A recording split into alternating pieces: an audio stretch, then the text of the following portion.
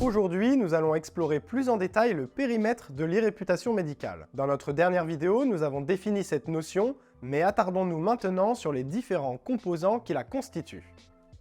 La note moyenne sur votre fiche Google My Business. Google My Business est une plateforme qui permet de créer gratuitement une fiche professionnelle où vous pouvez afficher des informations essentielles telles que l'adresse du cabinet, les horaires d'ouverture et le numéro de téléphone. La note moyenne sur votre fiche Google My Business est un indicateur important du taux de satisfaction. Une note élevée renforce logiquement la confiance des futurs patients, tandis qu'une note basse peut susciter des appréhensions avant une première consultation. Les avis sur Google My Business. Les avis patients sont l'une des composantes les plus influentes de l'e-réputation médicale. Les patients partagent leur expérience positive ou négative et attribuent des notes. Les avis authentiques et positifs peuvent clairement attirer une nouvelle patientèle. A contrario, et c'est souvent ce qui est le plus craint, les avis négatifs ont souvent un impact considérable à court, moyen et long terme sur votre réputation. Il est essentiel de répondre de manière appropriée aux avis, qu'ils soient positifs ou négatifs, mais nous aborderons ça dans une prochaine vidéo.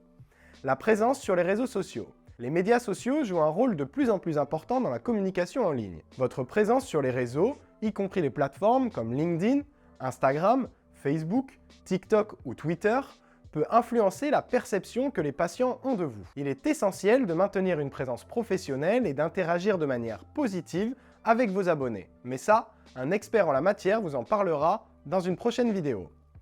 Votre site internet. Votre site internet est souvent le point central de votre présence en ligne. Il sert de vitrine pour votre pratique médicale ou paramédicale. Les patients utilisent votre site pour obtenir des informations sur vos services, vos qualifications, vos horaires de consultation et bien plus encore. Un site bien conçu, intuitif et informatif renforce votre crédibilité et permet aux patients de prendre des décisions éclairées. Le site internet représente le meilleur outil pour maîtriser les informations qui vous concernent. C'est votre vitrine digitale.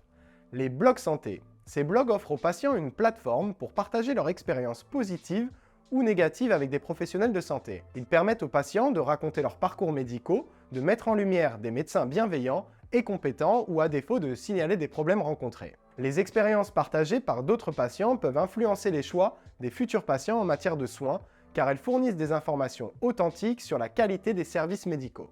Les articles dans les revues grand public et scientifiques. La publication d'articles dans des revues grand public et scientifiques renforce votre crédibilité en tant que professionnel de santé. Les articles scientifiques sont particulièrement importants pour montrer votre expertise dans votre domaine, mais ce sont davantage vos confrères ou vos consoeurs qui s'y intéresseront. Les articles dans la presse généraliste peuvent contribuer à éduquer le public en donnant un grand boost à votre visibilité. L'e-réputation médicale est devenue une composante vitale de la pratique médicale moderne. La gestion de ces éléments avec soin peut renforcer la confiance de votre patientèle, attirer de nouveaux patients et renforcer votre réputation en tant que professionnel de santé de confiance. Comment gérez-vous ces différents vecteurs pour construire une e-réputation positive? Pour rester informé, n'oubliez pas de vous abonner, de partager vos questions dans les commentaires et de nous proposer des sujets qui vous intéressent.